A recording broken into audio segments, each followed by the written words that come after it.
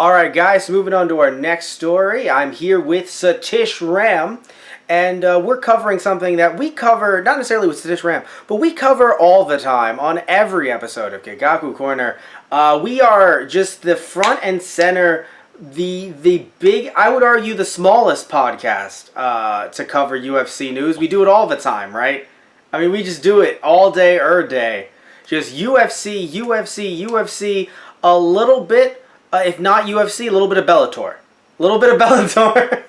And I'm just waiting for you to roll backstage. All right, so which is UFC? No, not WWE match. The No. one where it's real. Okay, gotcha. Right. No, I know the difference. Okay, I know the difference. Though in the last couple weeks, I wouldn't blame you for the confusion. Right. I really wouldn't blame you for the confusion. Mm-hmm. So, because it seems like we've got storylines running here. It kind of seems like we do. Now, why are we talking about UFC stuff, right? Why? There's two reasons why. One is because I barely have followed UFC throughout the years. Really, I've mostly followed it through the eyes of someone who watches WWE and goes, what did Brock Lesnar do when he left and screwed over WWE by suing them so he could go to New Japan? And then after that, what did he do? And it was what was that that MMA company that he fought for? I forgot their name. It was no. UFC. It was pre-UFC. That's what I'm saying. It was pre-UFC, but it was post New Japan. It was MMA. I forgot their names. Because in my head it's like Fire Pro, and I'm like, no, Force, Matt. Right? It's not Strike Force. No, but it was Force was in the name, I think, or Strike something. Either way, what matters is that that's what I look at it through. Or I've seen some Rousey fights because those were really cool, right? So, but I don't have any. So I'm actually not going into this with any kind of I'm not sitting there going, man, let me tell you something about McGregor, or let me tell you something about Nurmagomedov. Yeah. There you go. Nurmagomedov? Okay. So, or Khabib, as the internet calls him. So, because that is his first name. There's a reason why they do that. So, I'm not going into this with any kind of bias towards either of them. I didn't even see the full fight. So, we're literally just commenting on not only, I mean, you can comment on the fight if you've seen it, Satish, because I know you know more about UFC than I do. But, right. Because I've seen some clips, but I haven't seen the full fight. But I saw the aftermath, and I also knew about some of McGregor's shenanigans leading up to this fight, and just because he did so much that it showed up on the whole evening news thing, where my family's watching the news, I'm walking by with headphones in, and I'm like, oh, McGregor, I know that name. Oh God, that bus, so. Yeah, the bus thing was what really got McGregor. I mean, look, so. Conor McGregor went from being arguably the top UFC fighter in the world because of the fact that he was fighting across two different weight classes and was able to hold the championship across two different weight classes, which was unheard of. So he was on top of the world in terms of PR. He might have been a jerk personality-wise, but it was, from what a lot of people. But it came off as a quote-unquote heel, which if any of you guys are like, I don't know that term. What is that term? It's a pro wrestling term to refer to a bad guy, but playing the role of the bad guy, a bit like Ronda Rousey, who I don't think in real life would do the things that she or say the things that she said at in UFC or obviously in WWE. They're characters. Part of that is it's this weird fascination, I think, or a weird sense of regularity that UFC fighters, boxing, that heels are okay. That the overconfident, cocky fighter is the norm, right? And not so, and so that's something that people are used to. So the idea of trash talking and no, I'm the best. No, I'm the best. Well, you suck, and stupid playground trash talk and cockiness is the norm for this world. Right. So, so Conor doing it and backing it up makes him the best of both at that time because he's fitting in with this stupid club of hey, let's trash talk everybody. and he was succeeding. He was extremely talented fighter. Exactly. And when we say, because here's the thing, right? When I say character work, again, I'm just talking about the way he speaks and who he's speaking to, because I assume he's not going to, unless I in real life insult him, he's not going to look at me and trash talk me because he's not fighting me. Like, it's not. Right, exactly. Yeah, like I'm just some dude and you're just some dude, you know? Who, you need a stretch there? By the way, my legs were killing me. I was saying this before, by the way, everybody. Look at Satish. He looks like he's ready to go around in the octagon. He looks like he's just getting ready. I'm in, like, shorts and the t-shirts. I feel like I gotta take it off. I'm like, I'm ready. Oh, but no, trying to fix my leg because I'm like, please don't cramp right now while I'm recording with Matt. My leg's like, did you say cramp really hard? Because that's exactly what needs to happen. It's fine. It's fine. Okay. I'll cut away when necessary if you want to shift. Want to do a tectonic shift, I will cut away. I'm about to, but all right. But anyway, so I'm talking about in terms of him, the way he talks to people, not in the ring, because obviously it's real, right? There's no predetermined anything when going into the octagon, and I'm not even going to sit back and say that this fight was in any way predetermined, right? Because that's not what we're here to talk about today. But definitely, though, there seems to be more character work than I would like. And I see people trying to choose sides, trying to say, I'm going for Nurmagomedov in this, or I'm going for McGregor in this.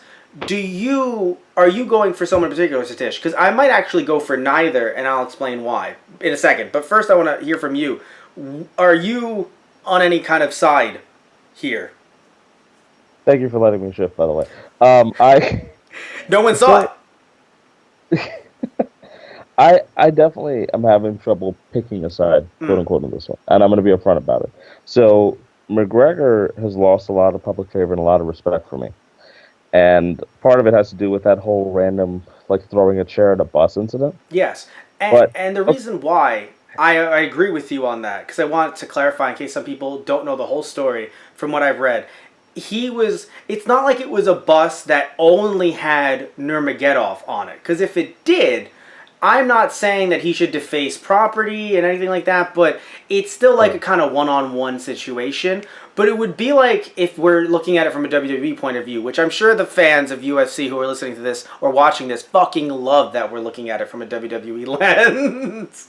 But if Brock Lesnar, somebody's got to do it. But could you imagine? But could you imagine, right? If Brock Lesnar kind of walked up, to a bus, is about to throw something in there to fight Undertaker, and just sees Curt Hawkins, and he's like, "I'm gonna punch Curt Hawkins in the face."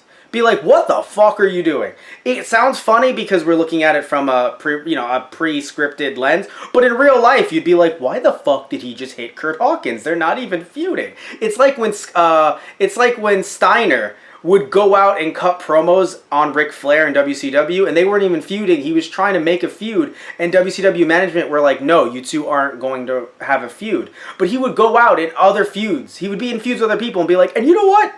You, Ric Flair, screw you. It's like, no. Steiner, you're not feuding. You're not. Yeah, it's clearly these guys need some character work help. Yeah, right? But yeah, so he threw a chair, right, through the... Right, at a bus with multiple people on it. Yes, innocent bystanders. Right? Innocent bystanders. So, were they part of Nurmagomedov's team? That I don't remember. Or were they just legit normal people? I mean, it's both. I think it's a mix of. I don't particularly remember exactly who was on the bus. I'll be upfront with you. Mm-hmm. I just thought the act itself was just so out of left field. Right. Look.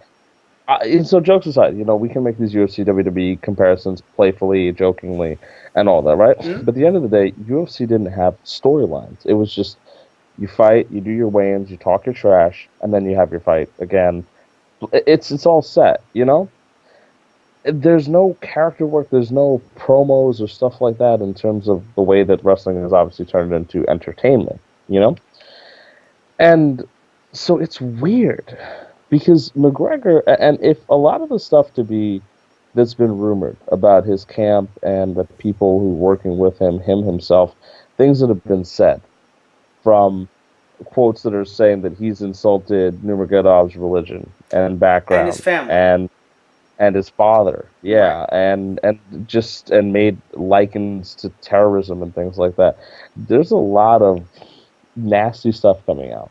And I'm not gonna.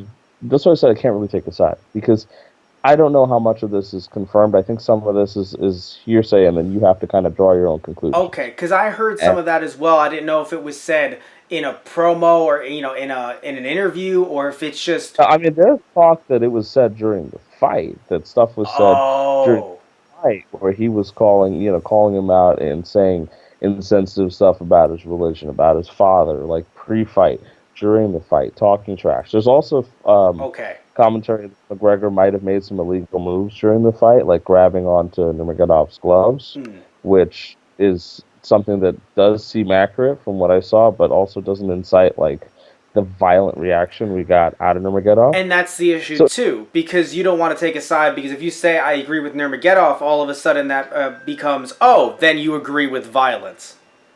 right, because like it's a weird thing. Like, okay, I will admit to a few things.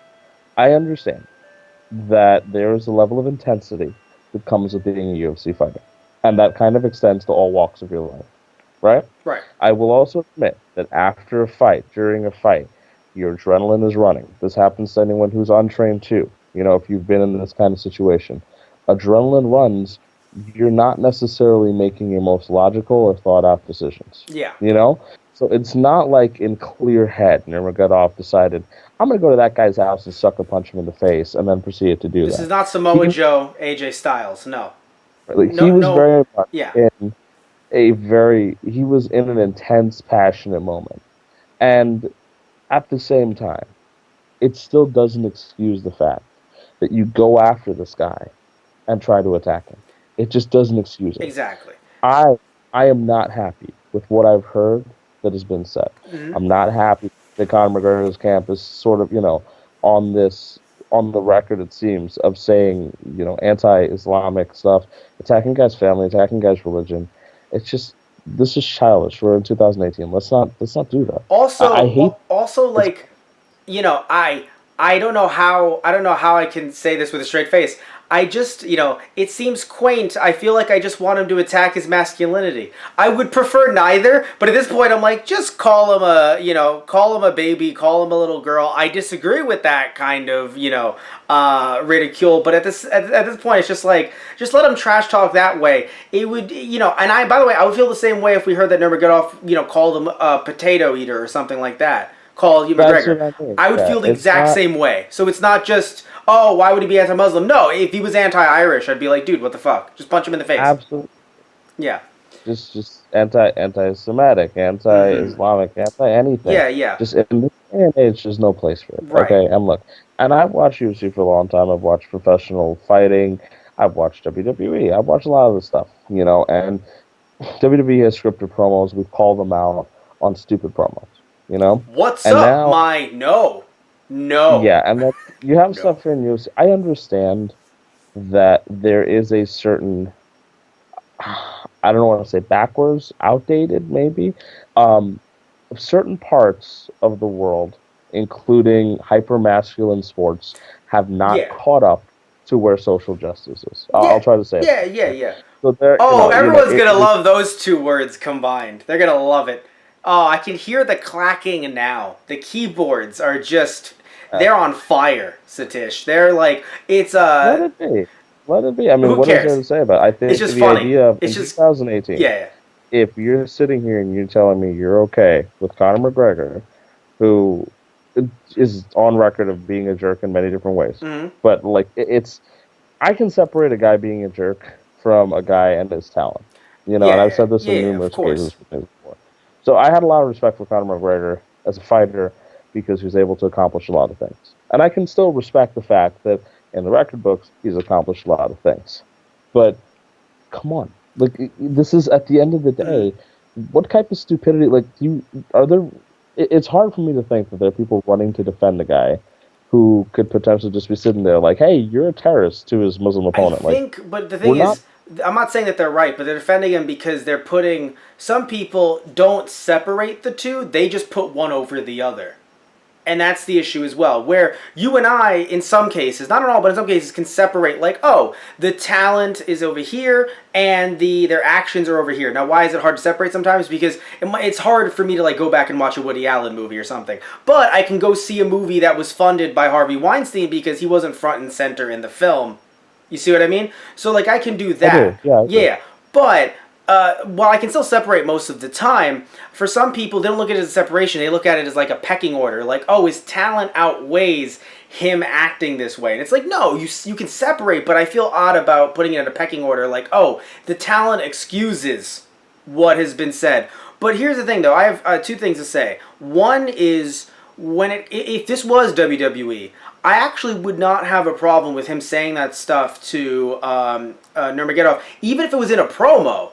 Because McGregor is looked at as the dickweed in that case, right? So the reason why something like Randy Orton and Jinder Mahal was really odd to me watching is because Mahal was supposed to be the bad guy, and Randy Orton was talking about apple pie and serving an American ass whooping. And it was like, bruh, like, we're in 2018. Like, you come to expect that kind of stuff from the heel, as outdated as it might be. Exactly. And for the record, it's hard for me to find the side here because, like, okay, if you tell me I should be supporting Nurmagomedov, like you said earlier, flatly, it's like you're supporting unnecessary violence. Like, I'm okay, and people will sit there and try to make fun of that argument. They'll be like, you're talking about UFC fighting. I'm talking about sanctioned fights with rules. Yeah, in the octagon, other than that's different. Yeah, exactly. Than somebody bum rushing or sucker punching somebody or attacking. And I mean, look, trainers are not trained fighters. Yeah. It's not the same thing. It's not supposed to work. And it was multiple people too taking shots at McGregor. Yeah, it got out of hand. It did, and it's not supposed to work. No, it isn't. Now here's where my take. Here's my number two, right? Because here's where my take, I'm not gonna say differs than yours, and I'm sure some people have mentioned this online already. But I want to say, I don't know why I put the glasses on. For people that are watching this on YouTube, they're like, he put his glasses on. Why? I want to see how long we've been going for. So just pull the veil behind it. Anyway, so I want to blame Dana White more than anyone. Because from what I remember, maybe I'm wrong, time is weird for me where I think something happened like last week. It turns out it happened like 3 months ago or vice versa. But didn't the McGregor bus incident happen a while ago? It did. It absolutely did. And isn't McGregor, from what I remember, currently being sued over that incident by some people? Why would you even put him in this fight? That's my whole thing. Like, you know the answer to that as much as... Oh, no. But here's the thing. Yes, of course. I'm not saying it's not money. Because it's money. Don't get me wrong. But then something like this happens and it's like, well, who do you blame? It's like, I blame the man running the fucking circus. That's who I blame. I mean, I know that the two of them are people, right? Don't get me wrong. They're not lions, right? The two of them are people. They're human beings and I'm holding them accountable.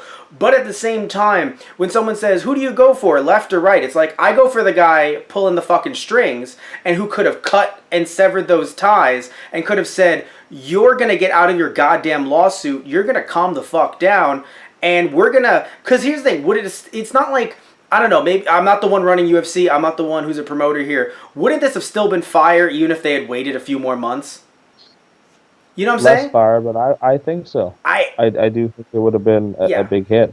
You know, because it would have been McGregor's comeback no matter what. Yeah, this isn't... felt like it would have been his first fight in a little while. Yeah, this isn't WWE where it's like, oh no, that person is working the house show circuit. What if they get injured? We have to capitalize on this right now. We're running weekly television. If they're not on weekly, then you're gonna forget about them. So you gotta come back real quick from that because McGregor was injured, right?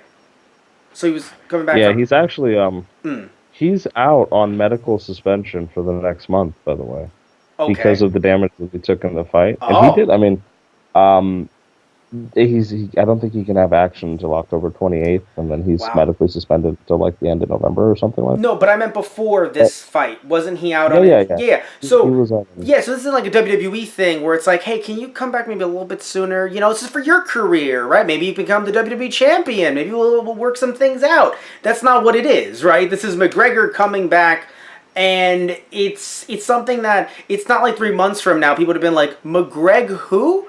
Oh, right, yeah, that guy, he was Irish, wasn't he? Yeah, I like that guy, right? No one's fucking doing that. If you waited a few more months for things to cool down between the fighters, someone might go, but then where's the... Like, the spark can be started immediately by McGregor saying something that's rude, but not so off color that it involves throwing a fucking chair through a bus.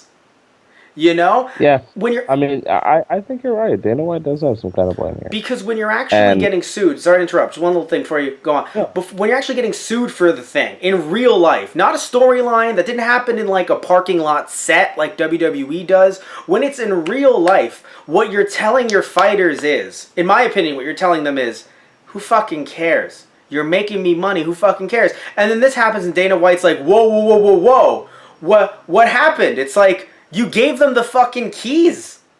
What did you fucking think was gonna happen? That's the kind of thing. Like, Dana White's got to take some responsibility for this because at the end of the day, look, in any form of business, whether it be fighting, whether it be any kind of corporation or something like that, right? At the end of the day, when things go wrong with lower level employees, the manager is to blame to some extent. Mm-hmm. He may not be he might, it's like, you use the keys metaphor, right? He may not be the one driving the car, but if you give him the keys, you are at some point to blame with this. And I agree with you. I don't think that's an unpopular opinion at all. I think it makes sense. McGregor, there's a lot of people who didn't think that he should have been able to be in this fight because of what he did. And yes, he didn't murder anybody, but his actions out of line. And I don't think there's any other way to describe that. Yeah, because... And coming up to this, he's not been a remorseful kind of like, oh, I'm so sorry, doing the good PR kind of bullshit. No. Like, he doesn't give a damn. And he's allowed to not give a damn because at the end of the day, the president of UFC is like, nah, go ahead, have your fight. And he got his ass kicked, he tapped out. Right, yeah, and, yeah. Because that's another thing, too. Yeah, right, he did lose, to be fair. But, so you could argue that's comeuppance enough. But again, I guess for some of the stuff that he said in the fight, that pissed off Nurmagomedov and his camp. And my confusion, though, is why did Nurmagomedov essentially body splash into the crowd? That's what had confused me. Do we have not any? We don't have any confirmation on that yet because he jumped off of the fucking octagon. Yeah, I mean, it looked like he jumped off the octagon and he was targeting McGregor's trainer. Right. And that's what the story is to this point. And there's a lot going on. There's stuff saying that, that McGregor's trainer was talking shit, that McGregor was being, he was dropping making fun of Muslims throughout the fight, make fun of his dad, making illegal moves. There's there's also arguments that everyone's just been pissed at Conor McGregor, and that Nurmagomedov and his team, and Nurmagomedov's trainer has been talking for a while, like, hey, McGregor's a jerk, his team is a jerk, okay? Mm-hmm. And so there's been some sentiment like, no, screw all that. Somebody just was really mad. They've just been really mad for a while at that team. Okay. At that whole collection. Okay. So, there's a lot of conflicting stories. There's a lot of unconfirmed stuff. Mm-hmm. And that's sort of the problem here because when we want to throw an opinion on something, or if we do a promo review for wrestling or something like that, right? We know what was said. And with backstage stuff, we always talk about the speculation. This is what we think happened, etc. Mm-hmm. So right now, this is sort of like a backstage speculation because I don't know exactly what happened. And that's all I know is and that's kind of why McGregor lost it. Yeah, clearly. And McGregor potentially could have been a huge jerk in all this. Right, and that's and we don't know who to. That's why I'm wording this more as who do we side with versus. What was said because we can't read lips, and also the camera angles. We're really trying to I gotta say those camera guys deserve a raise because they were like, oh fuck, what do we do? Like they had whoever was, even if not the camera people, whoever was calling that action in some production truck somewhere was just fucking their brains were exploding. Like, get it away from the action. Just cut the camera this, cut the camera that, cut to that camera, but also put it away from, because they did not want that to be, even though I did see some of it via official UFC footage, right. I had to see this through fan footage, basically, most of it, because they were clearly trying to get it was a legitimate brawl, like a ruckus. Yeah. Innocent people were getting hurt, people were in danger. And that's the thing of it. At the end of the day, when tempers flare, no matter what, This can't happen at a sanctioned fighting event. You cannot have this kind of chaos Mm-hmm. break loose in a non-scripted event where people who are untrained fighters are in danger. Exactly. I mean, if I have to give you a final take, that's Mm-hmm. the end of it. I don't really have a side for either one of them. I have issues with everything I going just, on. At the end of the yeah. day, Dana White needs to freaking make sure Mm-hmm. this is not happening at a sanctioned fights, because the last thing you want is the idea in PR, as much money as you're making, is that going to front row UFC is not a safe thing to do. Here's the thing. Even though I agree with all the, because I'm the one who even started off. Yes, Dana White really needs to fucking fix this. This is a PR nightmare. But, funnily enough, though, I do wonder if you're going to get a Daredevil ECW type crowd to now go into the front row of UFC events, because you've forgotten the Philly crowd is they're still alive and kicking.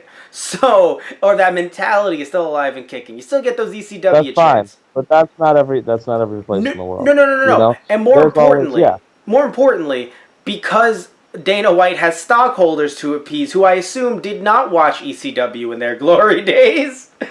Maybe they're more of an NWA crowd, you know? Some Heartland wrestling. OVW, no, earlier than OVW, but still, they were not watching ECW. They are livid, the same older crowd that Elon Musk smokes one joint on Joe Rogan's podcast, and all of a sudden it's just like, oh, he smoked the marijuana, That's the and thing. Yeah. Like at the end of look, you're right. It could definitely attract one of those but type Dana, of crowd. but the people behind the scenes who are giving Dana that good cash money, they're not impressed. Budweiser's not impressed, That's the thing. Yeah, Sponsors can't sit there. Like people have a lot. UFC's money comes from a lot of different places. yeah. You can't have these places sitting there. Oh, why are you sponsoring UFC, who doesn't care about the safety of its fans? Now, Mm-hmm. granted, I don't think Dana White is so soulless that I would say he doesn't care about fan safety. You understand? Yeah. Like this fall was definitely something that kind of happened. This is rare, but it can't happen. You can't put people in danger Right, like yeah. that who are coming to watch a sanctioned sporting event. I don't think it's to the extreme where I want his head on a platter or anything like that. No, but he's got to be the one to step up and figure out what to do, because at the end of the day, they look to leadership, and he's going to bleed some money if he doesn't figure that one out. Exactly. And when it comes to the two of them duking it out, after the fight, when it comes to McGregor and Nurmagomedov, my problem is the fact that even though I know it was the trainer saying this, and then some of Nurmagomedov's team felt offended, potentially offended because of the fact that McGregor had said some anti-Islamic stuff. I still feel like it needs to be a one-on-one kind of thing. Like, if Nurmagomedov had jumped onto McGregor and they had duked it out afterwards, you can still say it's a problem on Nurmagomedov's end, but that's kind of a more one-on-one situation, mano-a-mano situation. When you end up having him going after the trainer, and then, even though McGregor did punch one of Nurmagomedov's team first, as retaliation, then we had that other person punch him, and then we had another person in Nurmagomedov's team punch McGregor. There's a reason why McGregor is out on injury, because these are real punches to the face. Like, Right, from after, trained, yes, powerful athletes. That's after what he had can been, happen. yeah, and after he'd been in the fight too. Like, it wasn't before. It wasn't a sucker punch before. It was after everything had been said and done. McGregor even lost, so you would think that's, like, again, I understand attacking the trainer, but after that, it's just, or again, a one-on-one situation. I'm not saying it's a good thing to do, but again, a one-on-one thing, I can see where someone's coming from. But once we start having two-on-ones, and of course, you have Nurmagomedov literally jump into the crowd, not let me climb down, jump into the crowd. Right, from the top of the octagon. Look, it's No, too much. it's too much. yeah, it's too much. I want to know what you guys think about it in the comment section down below. Tell us if you have a side. Okay, right? I'm not picking a side. I'm just saying that Dana White needs to address this, as are you, Satish. Whatever you guys think, post down below. But keep it clean, keep it civil. UFC rules apply. No biting.